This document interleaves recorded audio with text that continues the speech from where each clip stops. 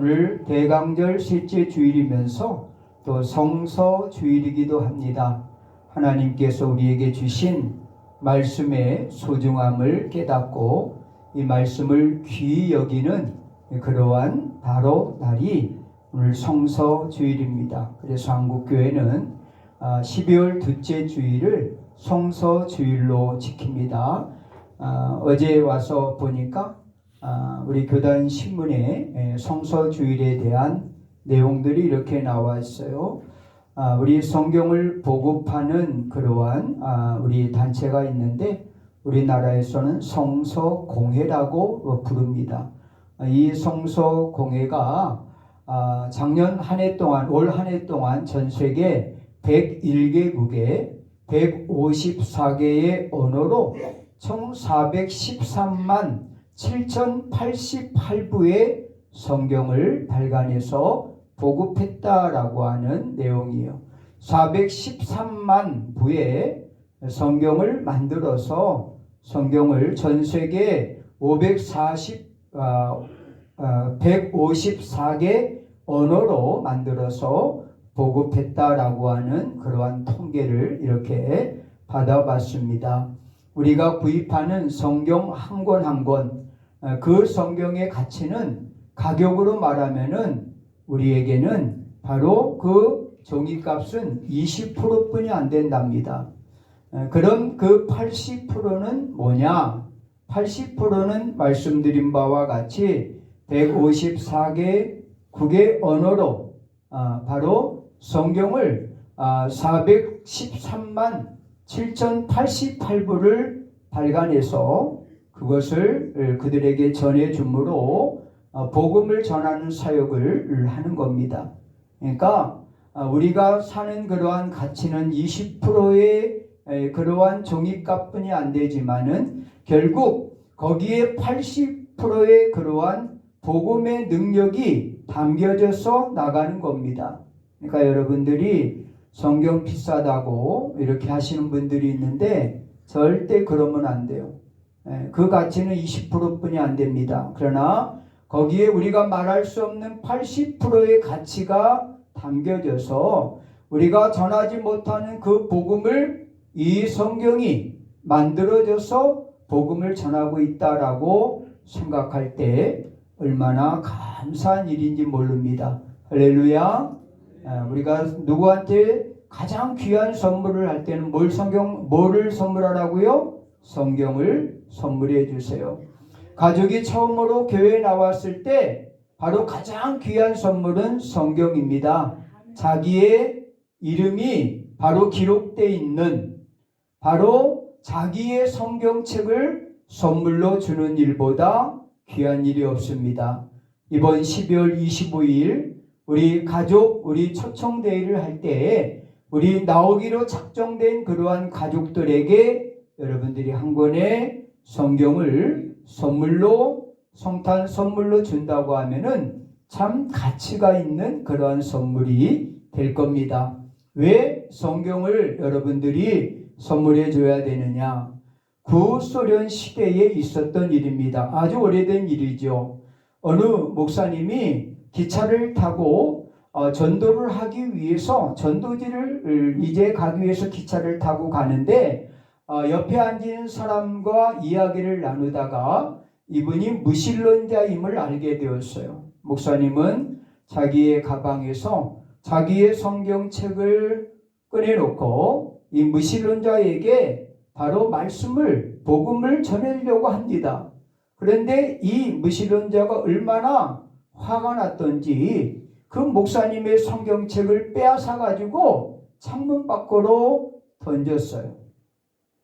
그리고 더 이상 목사님은 그에게 복음을 전하지 않고 하나님이 막으시나 보다 라고 생각을 하고 그냥 그 사람과 상관없이 그렇게 기차를 타고 전도를 하고 그리고 돌아왔습니다. 오랜 시간이 지났어요. 몇 년이 지난 후에 한 사람이 이 목사님을 찾아왔습니다. 서재에 물을 놓고 할 때 열어뒀더니 어디서 왔냐라고 그랬더니 저는 세례를 받기 위해서 왔습니다. 그래서 들어오라고 그래서 이 목사님이 이야기를 나눕니다. 어디서 왔습니까? 저는 아주 먼 곳에서 왔습니다. 어떻게 왔습니까? 세례를 받기 위해 왔습니다. 어떻게 그럼 예수를 믿게 되었습니다. 라고 할 때 이 농부가 그런 얘기를 합니다. 저는 바로 오래전에 아무도 예수 믿지 않는 그런 마을에 살고 있을 때 몇 년 전에 저희 땅 옆에 기찻길이 있었습니다. 그런데 바로 이 농사를 짓기 위해서 나가서 일을 하는데 뭔가 기차가 지나가면서 뭔가 바로 제 밭에 떨어졌는데 가서 보니까 바로 이상한 책이었습니다. 그래서 집으로 갖고 와서 그것을 1년 동안 읽었습니다. 그리고 그것을 읽고 나서 비로소 그것이 성경이라는 것을 알게 되었습니다. 그리고 그곳에서 저는 예수님을 영접하게 되었고 예수님을 믿게 되었습니다.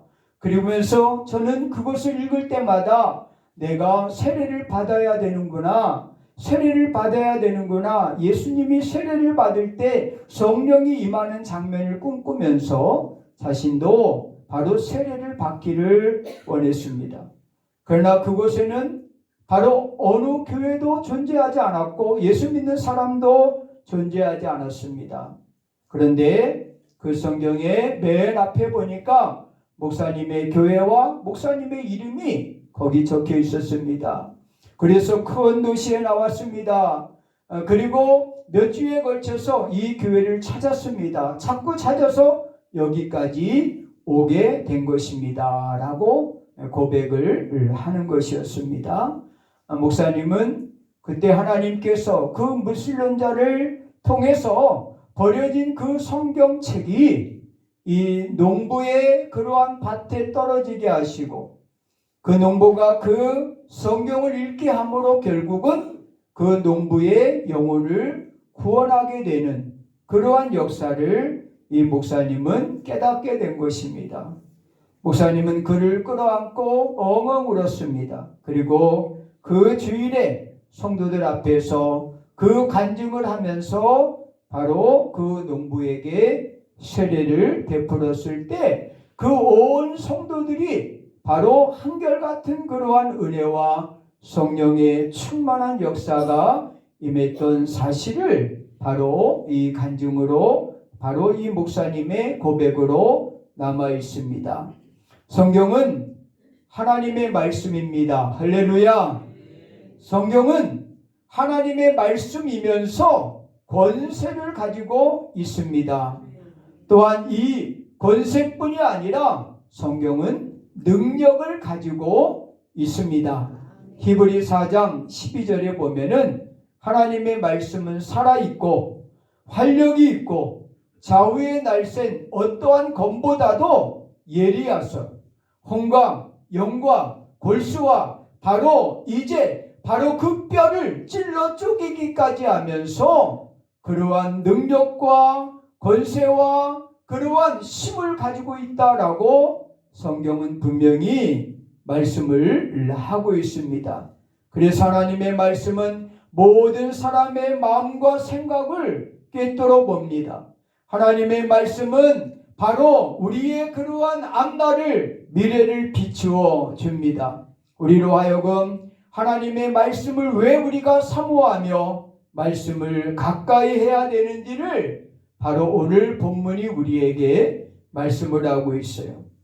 오늘 이 시편 119편은 말씀의 중요성을 강조하는 그러한 말씀입니다. 우리 시편 119편 하면은 가장 먼저 뭐가 떠올라요?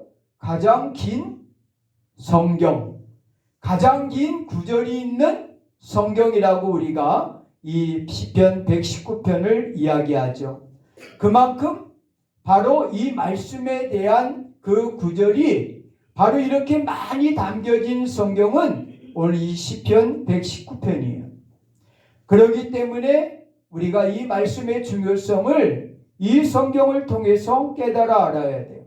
그런데 이 시편 119편은 바로 두 그러한 부류의 대상을 상대로 이 말씀을 하고 있다는 거예요.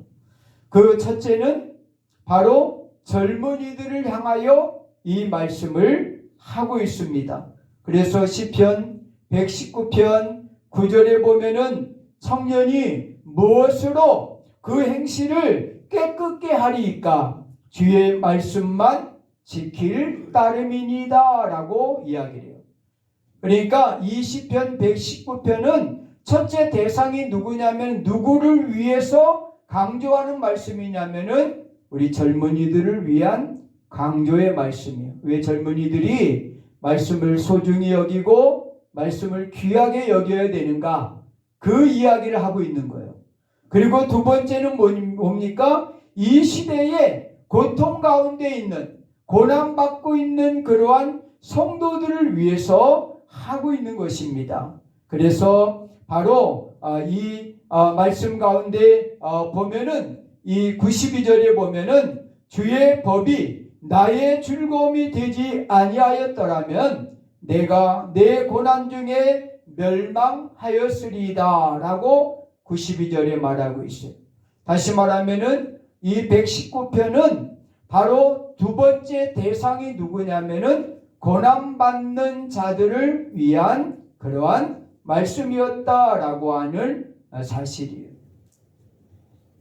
그래서 이 바로 말씀의 중요성을 시편 기자는 강조하면서 첫째로는 젊은이들이 반드시 말씀을 읽어야 된다.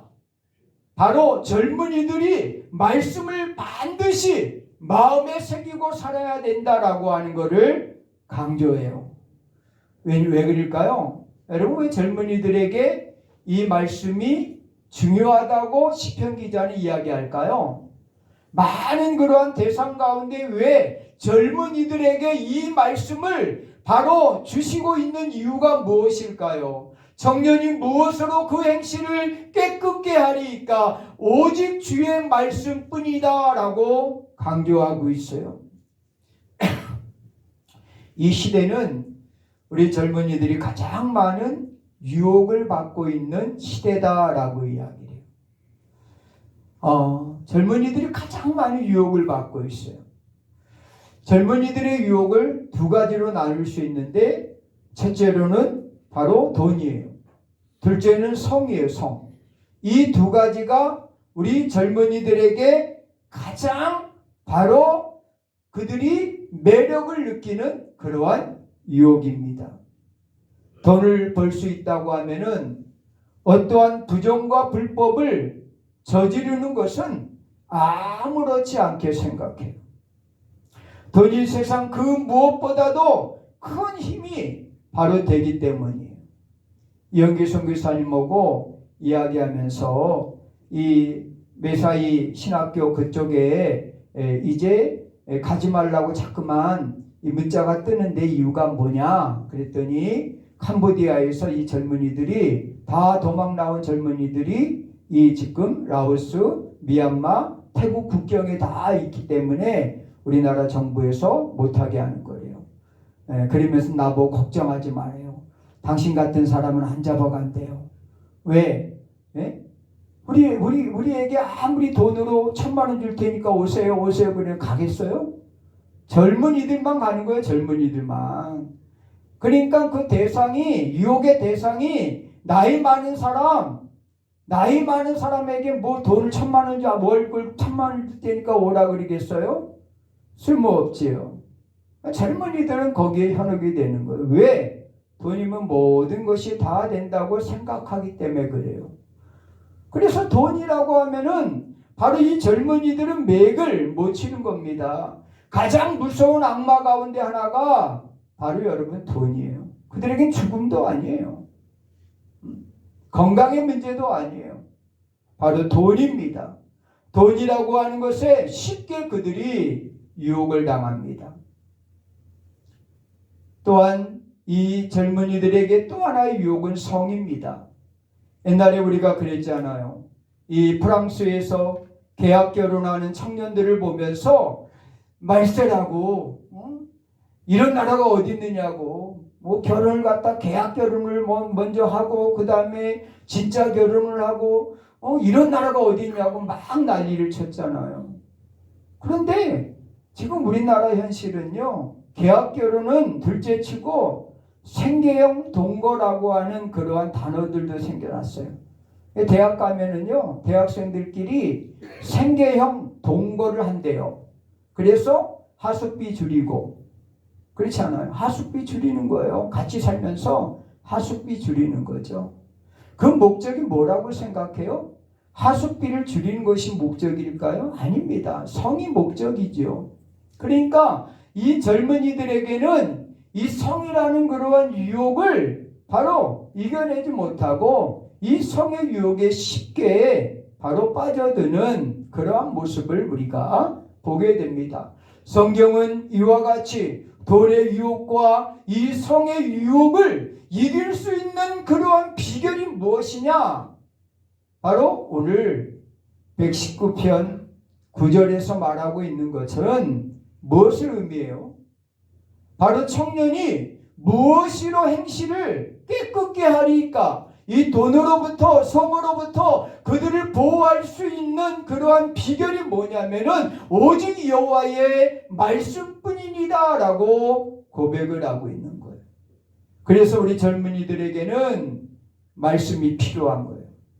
말씀이 없으니까 돈에 무너지고 성에 무너지고 있다라고 하는 겁니다. 그래서 오늘 본문에서 133절에서 뭐라고 이야기를 해요? 바로 이렇게 이야기하잖아요. 어떤 제약도 나를 주관하지 못하게 하소서.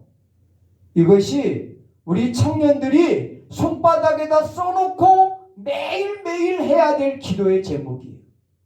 따라합시다. 어떤 제약도, 청년은 크게 하세요. 어떤 제약도 나를 주관하지 못하게 하소서. 우리 청년들은요, 바로 손바닥에 매일같이 써놔야 돼요.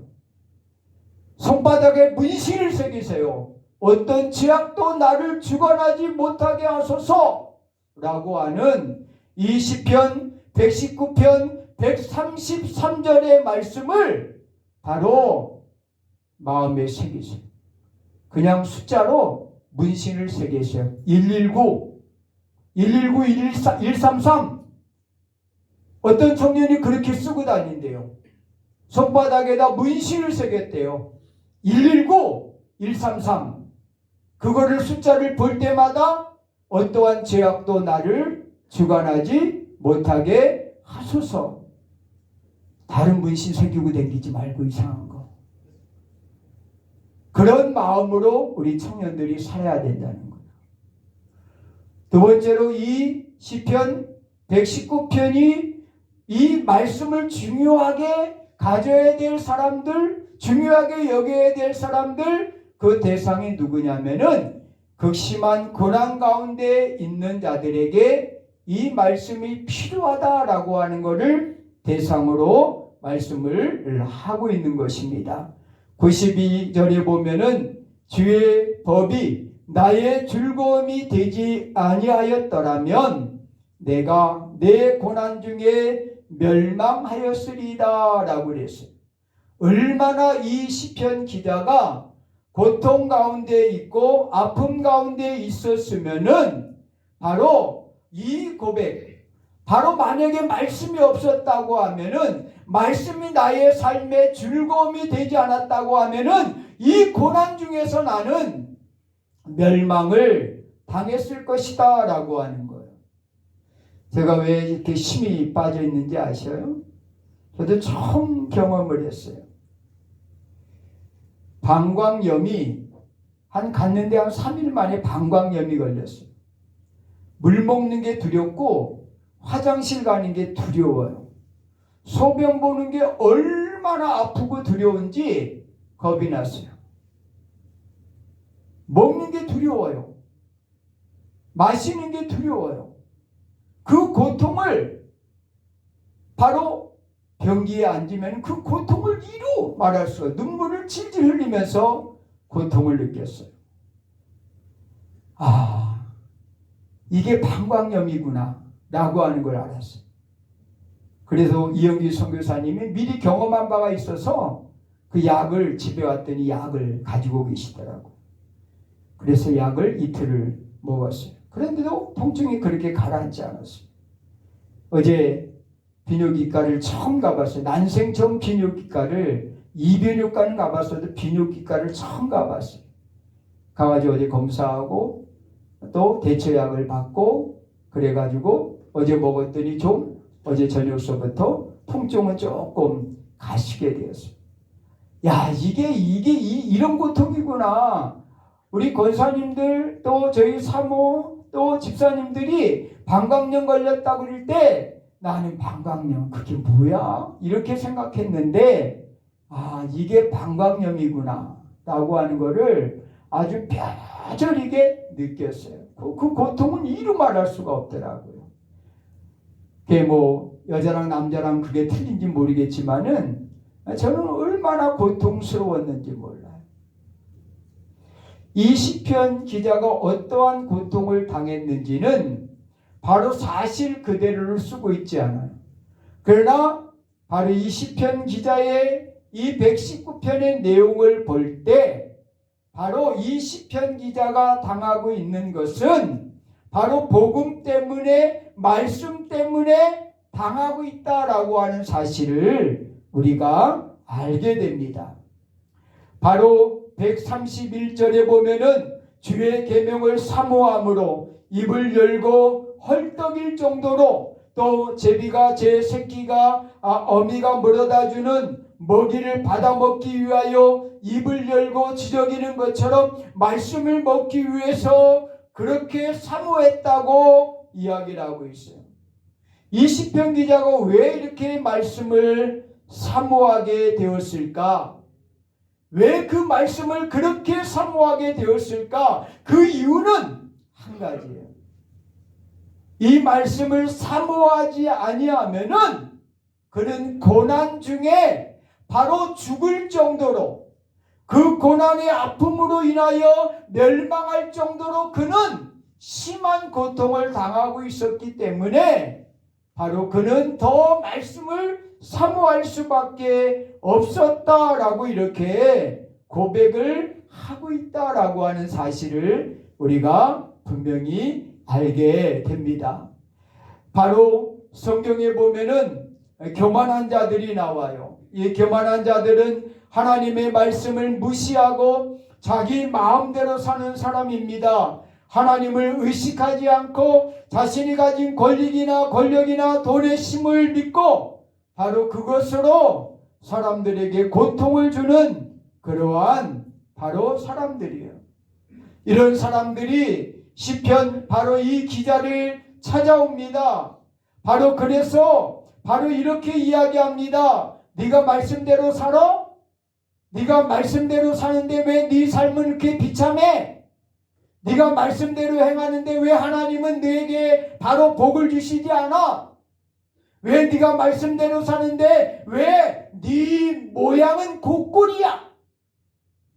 이렇게 그들이 쏴붙이기 시작해요. 바로 욥이 당하고 고난을 당하고 있을 때 욥의 친구들이 와서 하는 이야기와 다를 것이 없어. 네가 그렇게 말씀대로 산다고 하는데 네 삶이 왜 고모냥 곡골이냐라고 하는 거예요. 그러면서 고통을 주는 겁니다. 혹 네가 겉으로는 그렇게 하나님을 잘 믿는 것처럼 하면서 뒷구녕으로는 뭔가 딴 그러한 바로 이 뒷주머니를 차고 있는 거 아니야? 이런 그러한 일들로 이 시인을 공격하고 이 시인의 마음을 아프게 합니다. 이게 어떻게 보면은 오늘날 우리에게도 당하는 그러한 고난이에요. 예수님을 잘 믿어보려고 하면은 가장 가까운 사람이 와서 그러잖아요. 야, 예수님을 너만 믿냐? 우리 신우도 예수님 믿거든? 야, 며느리에게 시어머니가 그러잖아. 너만 예수님 믿냐? 내 딸들도 예수님 믿어도 너처럼 유난 떨지 않아. 이렇게 이야기를 해요. 그때 얼마나 영적으로 마음이 아프고 고난이 옵니까? 주변에 예수 믿는 사람끼리도 마찬가지예요. 저 사람 온 지도 얼마 안 되는 사람이 저렇게 유난을 떤다고 이러는 사람들도 있어요. 물론 우리가 신천지나 이단들이 교회에 들어오는 것을 경계하고 눈여겨봐야 되겠지만은 그러나 열심히 하나님의 일을 하고 잘 적응하려고 하는 사람에게 바로 뒤에서 자꾸만 찌르고 아프게 하고 일 못하게 하고 발목 잡고 이런 사람들이 누구예요? 바로 이런 고통을 준단 말이에요. 그러니까 이 시편의 기자도 바로 왜 그가 고난을 당하고 있느냐, 다른 것이 아니라 바로 이 주변에 있는 그 사람들을 통해서 너만 말씀대로 사냐? 너만 예수 믿냐? 너만 신앙생활하냐? 라고 하면서 계속 찌르고 고통을 주는 그러한 사람들이 있었어요. 다윗에게도 이런 사람이 있었어요. 그래서 성전에 나갈 때마다 다윗은 뭐하고 나갔어요?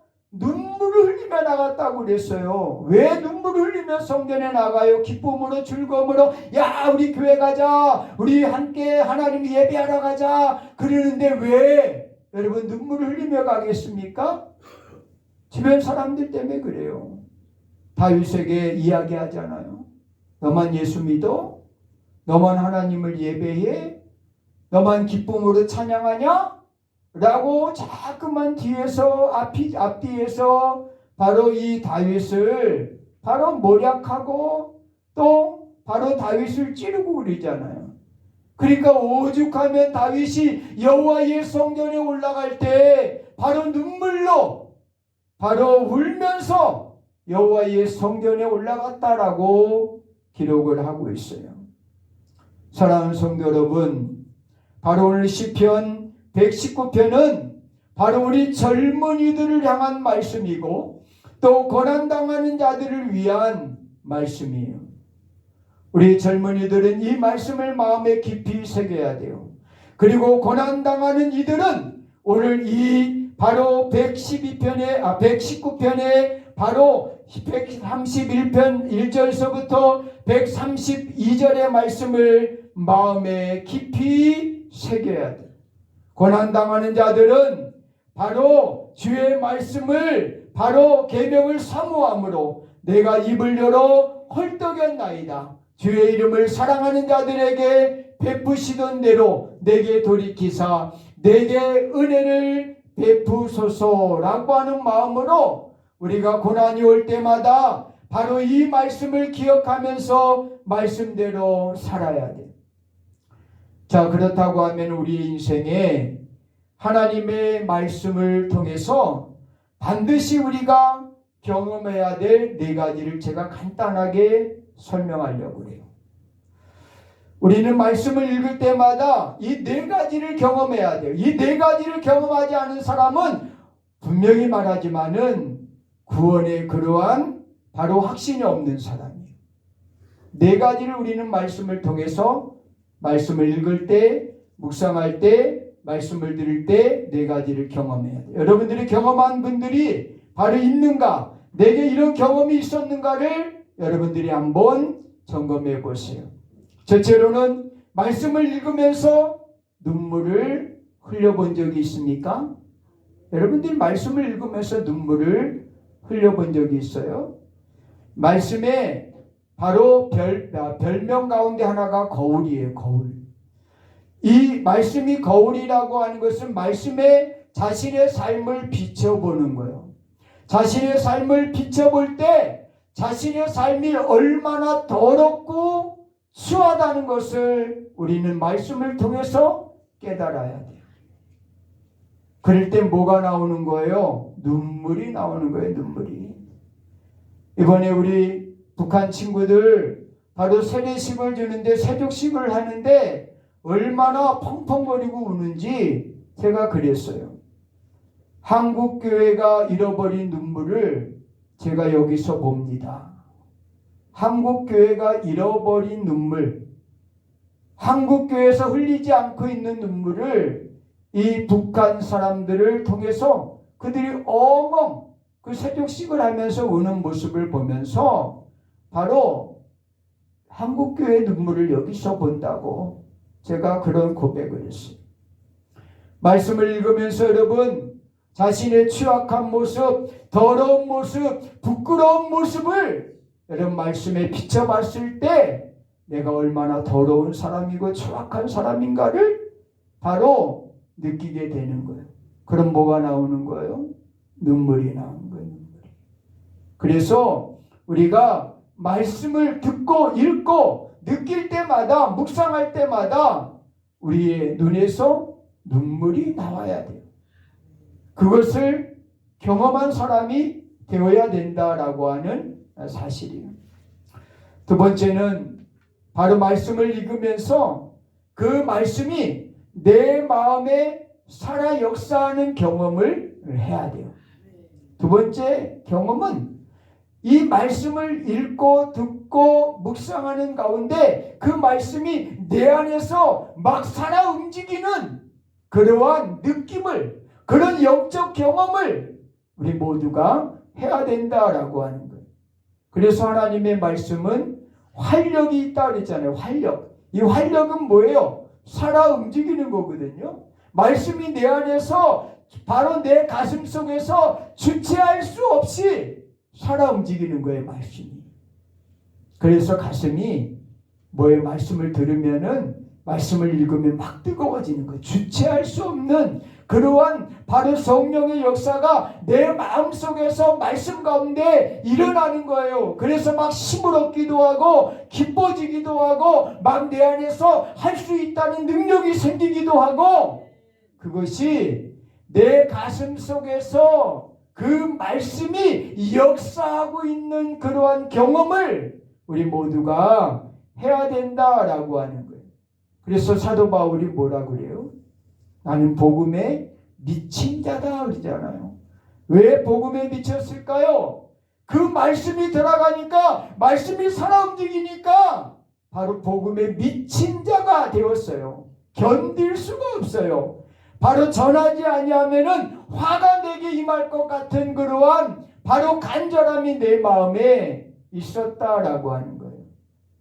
그리고 세 번째 우리가 바로 눈물을 경험하고 그리고 말씀이 내 안에서 역사하는 것을 경험하고 세 번째 경험해야 될 것은 말씀에 자신이 사로잡힘을 바로 경험을 해야 돼요.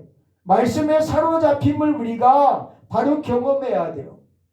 제가 신학교 다닐 때 한 2학년 때 같아요.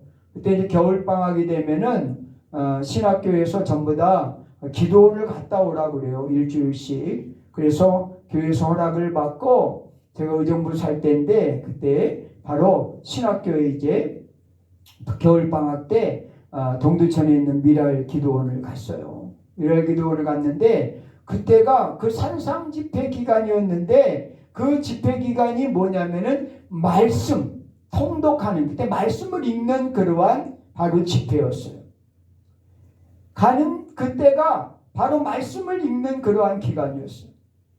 그래서 말씀의 개관을 계속 듣고 그리고 나서 오후에서부터는 계속 밤 막 12시 새벽까지 성경을 읽는 그러한 통독을 하는 그러한 집회였어요. 제 역사의 그 삶에 처음으로 경험했던 거였어요. 말씀이 얼마나 맛있는지 잠을 못 잘 정도로 너무 잠자는 시간이 아까운 거예요.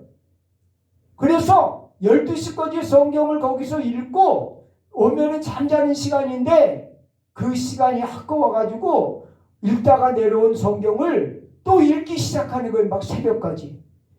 새벽 6시가 되기까지 아침 먹는 종을 땡땡땡 칠 때까지도 그 성경을 놓지 않았어요. 그리고 또 아침을 먹고 성경 개관을 오전에 공부하고 또 오후에 또 12시에서 점심 먹고 시작하면 성경 읽기를 하는데 졸릴 줄 모르고 피곤한 줄 모르고 그렇게 거의 4, 5일을 갔다가 성경에 깊이 빠졌던 그냥 성경이 꿀송이처럼 달게 느껴졌던 그때가 있었어요. 참 저도 희한한 경험이었어요. 잠자고 싶은 마음이 없어요. 심지어는 밥 먹고 싶은 마음이 없었어요. 성경을 읽고 싶은 그 마음 하나뿐이 없었어요. 그리고 그렇게 성경이 재밌었어요. 너무너무 성경이 재밌었어요.